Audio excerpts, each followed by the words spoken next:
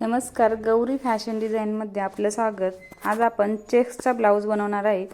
या चेक्सची डिझाईन मी अगोदरच बनवली होती। आता म्हटलं त्याच्यामध्ये नवीन काहीतरी करावं, तर मध्ये मी असा छोटा मणी आणि मोठा मणी वापरून डिझाईन बनवली आहे। अशा प्रकारची डिझाईन ब्लाऊजवर खूप छान वाटते आणि लग्नामध्ये पण हा ब्लाऊज खूप छान वाटतो।